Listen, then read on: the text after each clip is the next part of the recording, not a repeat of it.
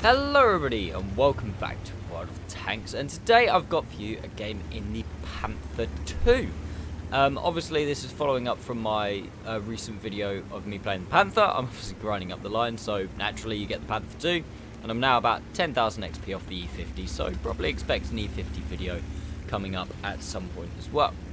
So like I said, we are in the Panther II, we are on Pilsen. Not a great map, I'm not overly fond of the map, but we're in a really good matchup. I think it's a 6-9 matchup, 6 tier 8s and 9 tier 7, so very very good matchup. The Panther 2, I really actually quite like it. I think it's a really good tank. I didn't, same as the Panther, I didn't expect to like it, but I actually really like it, and especially since this thing has been given 280 alpha, because it just feels just that little bit nicer. Now, on Pilsen, I've done what I usually do, which is come to, like, the far left-hand side of the map, the one line, and, oh, look, there's a Patriot that's decided he wants to kill me. So, we put one in, and this is just going to be, he's really all-outed. Okay, he wants to kill me. So, I've loaded, I had standard rounds loaded, and now I'm starting to load APCR because I'm like, I definitely want to kill him. Fire that, try and ram him, but I don't get any ramming damage on him. He does tend to me, but our rate of fire is roughly the same, and I do actually manage to finish him off.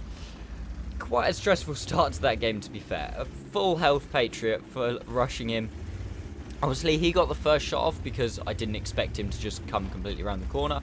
I think our artillery or our OHO or someone put an HE round into him, which actually saved my life. So if whoever that was, thank you. But nonetheless, we are left alive on 261 health. And this game is going to be another prime example of why you don't give up straight away as soon as you get put down onto low health right at the start of the game. Now, obviously, the Panther II has decent armor, kind of running on from this German medium line, and obviously that continues all the way up to the E50 and the E50M. It's not something that you should 100% totally rely on all the time and be like, yes, I am an E100, but it's got enough that it's like, you're not in a good matchup like this, or against same tier light tanks and medium tanks, if you angle properly, and if they shoot you in the wrong place, it's gonna bounce, which is really nice. As you saw there, the gun, and as I was briefly saying beforehand, 88mm gun. I think this is the 88mm L100 gun, which means it's actually 8.8 meters long, and you can kind of see that because the on the German guns, the L and then whatever stands for how many times the caliber, the length of the barrel is. So L100, nice and easy to work out, 8.8 meters long, 8 times 8.8 centimeters, which is, it's a bloody long gun. Because it is a very long gun, it actually has a very nice penetration of 223.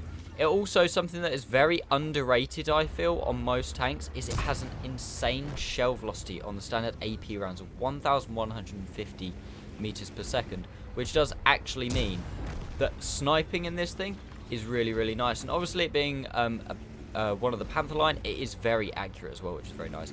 If you do choose to fire the premium rounds in this thing, like I did against the Patriot, 261mm a pen, which is pretty good, and again, extremely good shell velocity of 1438 meters per second.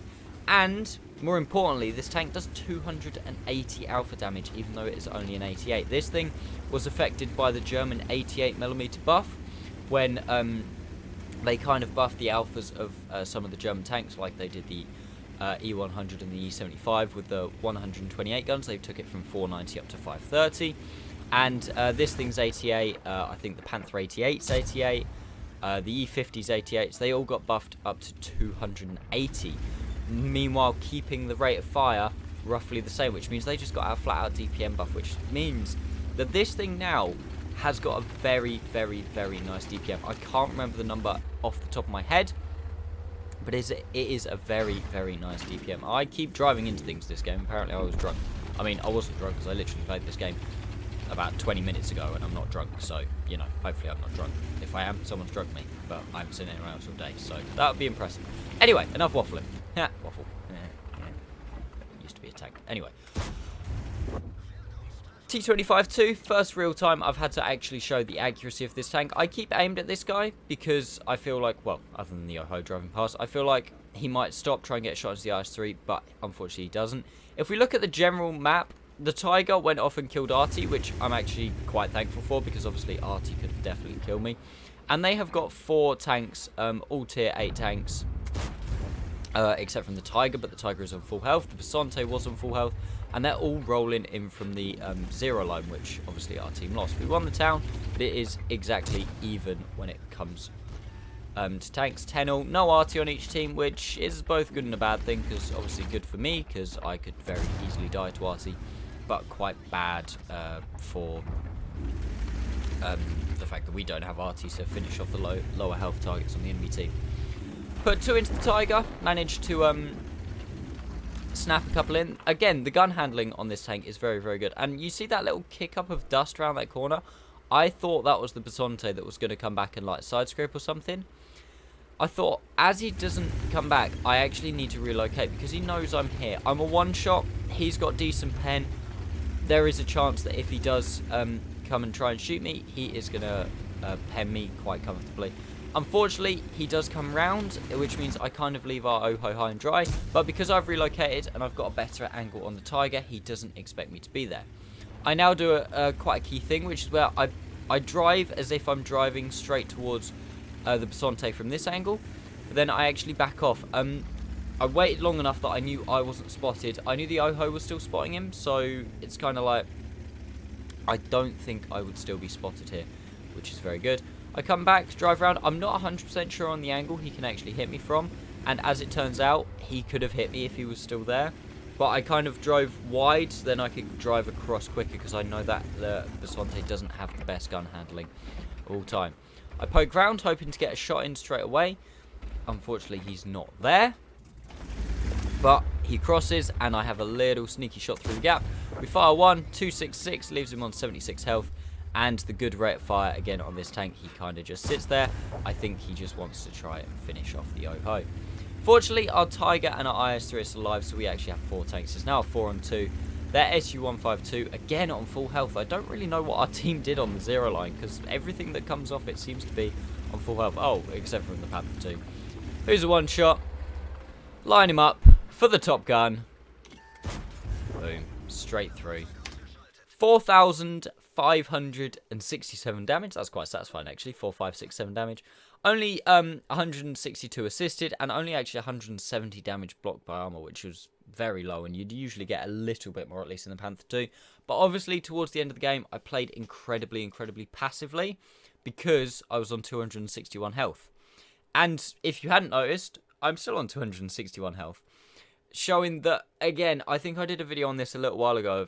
It was called How to Do More Damage in World of Tanks.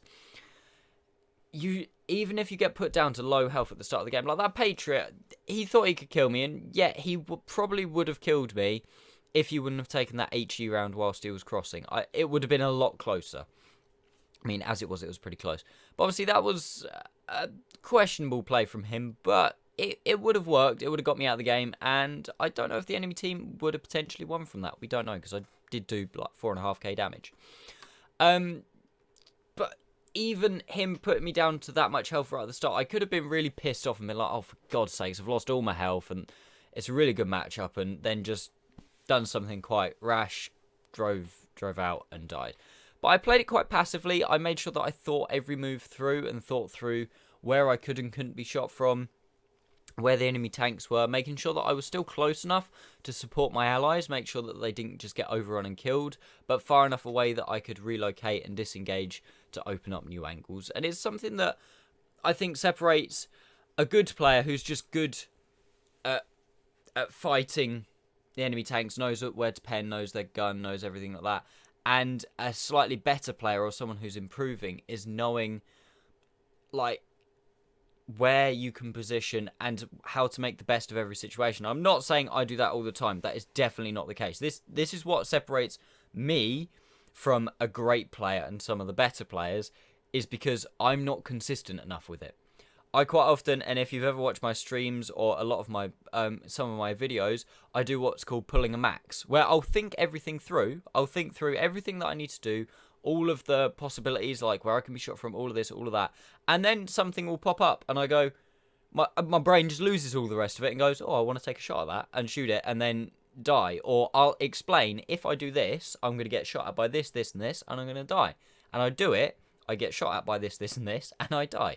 And it's something that I need to get better at if I want to get better at the game. Even though I'm 8 years into playing, I still know that there is a lot of room for improvement in my game, and I can definitely play a lot better. And it's something that I would say to absolutely everyone. Make sure that you're not completely like, I'm as good as I'm going to be, I can't get any better, because everyone can still get better. Like, you can always get better at the game. You can always do more damage. You can always support your team, get higher win rates, everything like that. Just from thinking things through more before you do them. And like I said, it's something that I struggle with, but this game is a really good demonstration of, I think I'm starting to get a little bit better at it. And, well, not necessarily better, but more consistent at it, because I've been finding that I've been having a lot more better games recently. I don't know if that's because I'm having to think more as an FC, because obviously when I play Clan Wars, I FC. So I don't know if that's the case, or if it's just, I'm just still getting better at the game. This gun is ridiculously long. Look at that. Jeebus. Anyway, I hope you have enjoyed. Oh, no, I did do the right thing. Hope you enjoyed that gameplay, guys, and the little, it's not really a rant at the end, but the little speech at the end of the video. But anyway, let's jump into the post-game stats and see how we got on. So, there we go, guys. Nothing really unexpected there, to be honest. We got a top gun, we got a high caliber, 4, 5, 6 damage, 6 kills. Again, the assistance and the, whatever the hell this thing is, blocked. That's it. It's not really worth mentioning, even though I got hung up on it. That was an ace tanker, which is very nice. 1440 base XP. Massively top of my team. I'd like to think I kind of carried that game. Their Patriot, where is he? There, I mean, that was entirely damaged to me, and he finished 5th on his team. 1, 2, yeah, 5th. Oh, sorry, I can't even look at the moment. So yeah, I would like to say we helped carry that. SU had a very good game on the enemy team. Actually, I didn't see that. But yeah, not too bad. And yeah, 22 shots fired, 20 hit, 20 penned. Like I said, in the Panther II, if you're firing shots, you're hitting shots, you're more than likely penning shots, to be fair. We still made a decent amount of credits, although I have got this tank in one of my Christmas bonus slots at the minute, so it is making a bonus 50% credits. Usually, it's still a decent tank in terms of credit making. I do obviously run premium consumable on it, so it's a little worse for me, and if you do start firing the premium ammo, it is a little bit less effective, should we say, at making the premium credits. But yeah, overall, decent amount of XP. Very good game. So I hope you've enjoyed the video, guys. If you have, please consider giving it a like. If you're new to the channel, please consider subscribing. I'm not sure if I'm going to do an announcement. I'm leaving this right to the end of the video. The video's done. This is just for anybody who watches my stream as well. I'm probably not going to be streaming for the next 2 weeks. My next stream will be on the 27th. Due to the fact that I can't stream while Clan Wars is on because it lags me out. It lags my Discord slightly, and when I'm trying to be the one who's FCing, I can't have everyone else hear me and not be able to hear me properly because I'm lagging. So unfortunately, I'm not going to be recording or streaming the campaign. I might do some little bonus streams during the day if I remember, but unfortunately, I will not be streaming for the next 2 weeks on my regular times. After the next 2 weeks, yep, I will be streaming back again full time, so we should all be good. I might put another announcement video out if a couple of people ask me where's the stream, but if not, expect to see me back in about 2 weeks, guys. And that, thank you so much for watching, and I'll see you next time.